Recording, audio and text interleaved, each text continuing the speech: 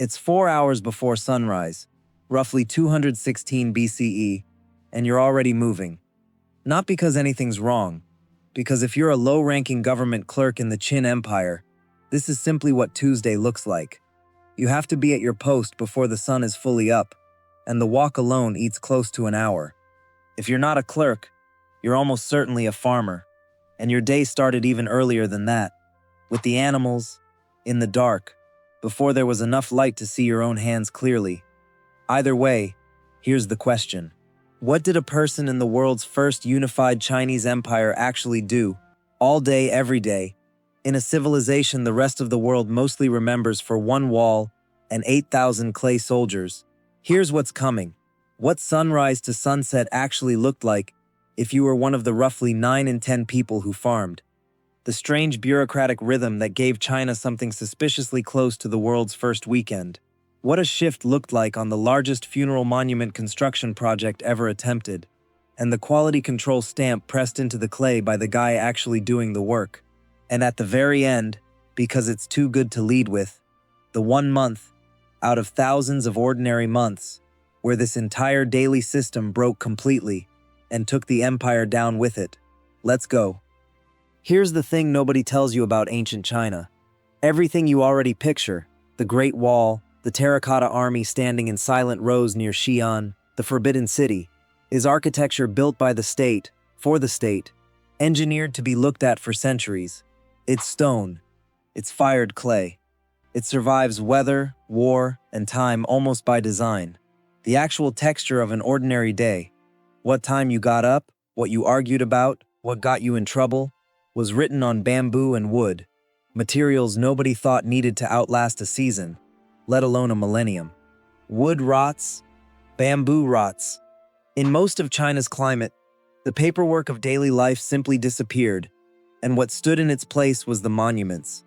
Exactly like Egypt, exactly like every stone-heavy civilization, we inherited the architecture and lost the Tuesday.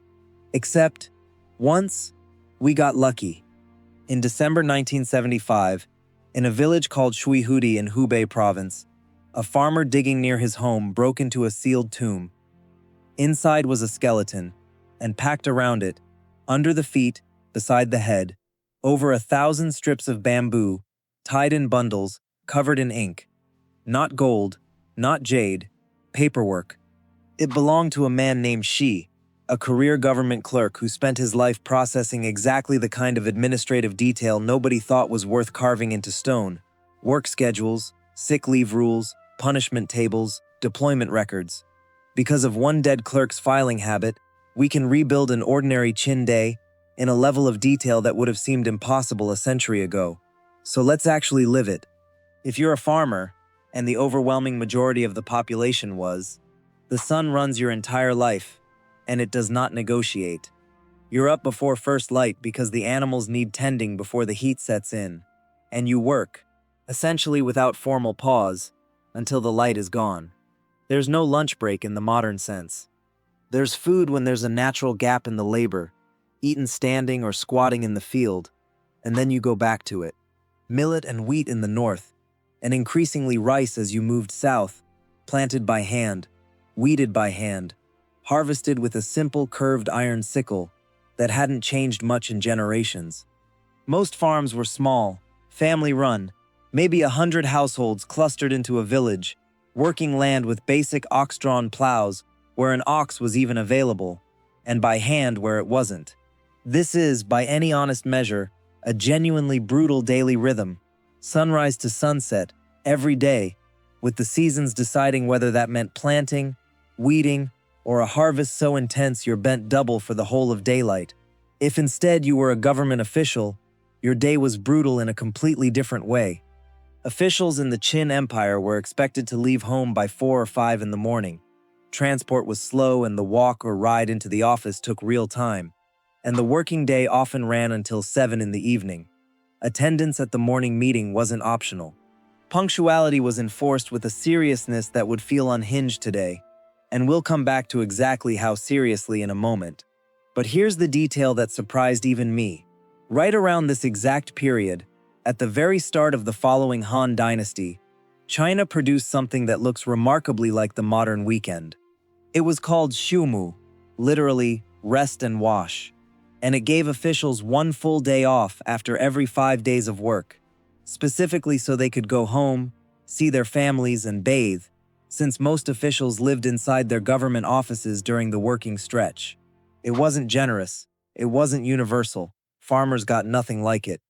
But the idea that a state-run bureaucracy owed its workers a scheduled day to go home and wash their hair is, structurally, the same idea sitting underneath your Saturday. And if you were one of the roughly 700,000 people historians estimate worked on the first emperor's mausoleum complex, the tomb eventually guarded by the Terracotta Army, your day looked like something closer to a modern factory floor than most people picture when they hear ancient labor. This was industrial scale, assembly line production, and the state ran quality control the way a modern supply chain does. Craftsmen etched their own names, or their workshop's name, directly into the wet clay before it was fired. Small, deliberate inscriptions tucked into the hem of a robe or the sole of a boot. Not for glory, for accountability. If a figure failed inspection, the responsible workshop could be traced and fined. You can actually tell an imperial workshop's output from a village workshop's just by the handwriting scratched into 2,000-year-old clay.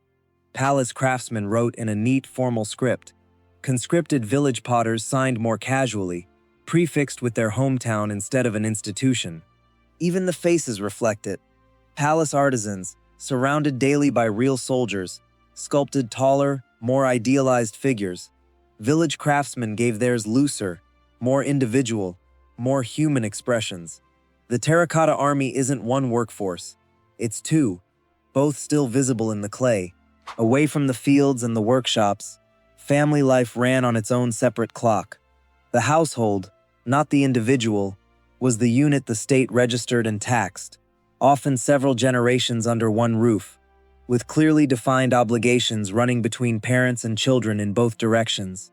Meals centered on grain, millet dominant in the north, wheat spreading, rice as you moved south, cooked simply over an open hearth, with meat reserved mostly for festivals or the genuinely wealthy. And running underneath every single one of these daily rhythms, the farmers, the officials, the craftsmen, was one shared fact of Qin life that made it different from almost anywhere else in the ancient world at the time. Part of your year, by law, did not belong to you. Every adult male commoner owed the state roughly a month of unpaid labor annually. This was corvée duty, and it is what built the roads, the canals, the city walls, and eventually that same enormous mausoleum complex. When your service came due, you left your farm, walked to a government worksite, and became, for a fixed stretch, a piece of state machinery. And this is where Xi's bamboo slips get genuinely remarkable, because among them is a document called the Yao Lu, the Statutes on Corvée Labor, and it reads less like ancient superstition and more like an actual civil service manual. Deployment had to be personally overseen by a named official. Every worker's service was recorded on a written contract specifying the exact month and the exact number of days served, and there were built-in exemptions, written into law. If you were sick when your service was due, it went in the record. If your parent, grandparent, or spouse died, you were released for the funeral, and your remaining obligation was adjusted afterward. A state strict enough to conscript your labor by force was, simultaneously, bureaucratic enough to keep a paper trail for compassionate leave. Hold on to that fact. It's about to matter enormously. Now here's where it gets good. The 1 month, out of thousands, where this entire daily rhythm broke. It's July of 29 BCE. Two low-ranking officers, Chen Sheng and Wu Guang, are marching 900 conscripted laborers north for garrison duty. Exactly the kind of routine corvée deployment we just walked through. A severe rainstorm floods the roads. They're going to arrive late, and according to Sima Qian, the great Han court historian, writing about a century after the fact, En-law demanded execution for lateness to government service. No storm exception, no appeal. Facing death either way, Chen Sheng and Wu Guang chose rebellion instead. They killed their commanding officers, armed 900 desperate men with sharpened bamboo poles, and lit a fuse that brought down the most powerful empire on Earth within 4 years. It's one of the most famous stories in Chinese history. And here's the part that should genuinely surprise you. Go back to that same Yao Lu, sitting in Xi's own coffin, written by an actual Qin legal official during the actual Qin dynasty, not a century after its collapse. And what it describes for lateness isn't a blanket death sentence at all.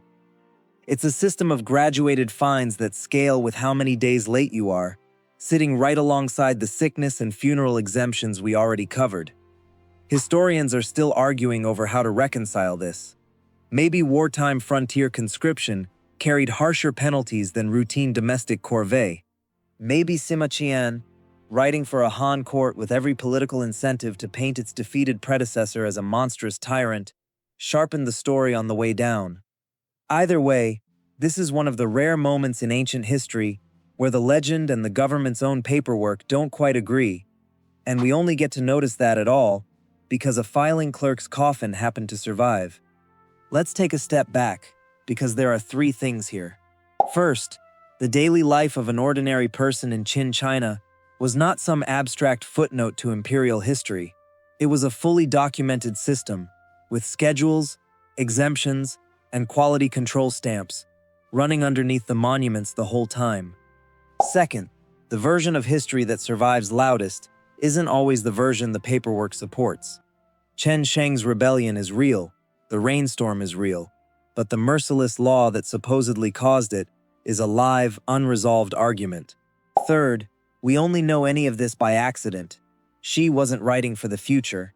He was a career bureaucrat who kept his working files close, and his family buried him with them, because that bundle of bamboo was, quite literally, the sum of his working life. Nobody in 217 BCE thought any of it would be read again in 2,000 years. Here's what I keep coming back to. Long before there was a rebellion, before there was a terracotta army, before any of it made it into a history book, there was just a man walking to work in the dark, a farmer already sweating before sunrise, an official rushing to make a 4 a.m. start, an entire empire's worth of ordinary Tuesdays, running quietly underneath the wall, and the clay soldiers the whole time. Most of them left no trace at all. One clerk's filing habit is the only reason we get to see any of it now. So, question for you, sunrise to sunset farming, or a desk job with 1 day off every 5? Which Qin daily grind would you actually survive? Let me know in the comments. Don't forget to subscribe so we can keep digging up the parts of history that never made it onto the monuments. Until then, see you soon.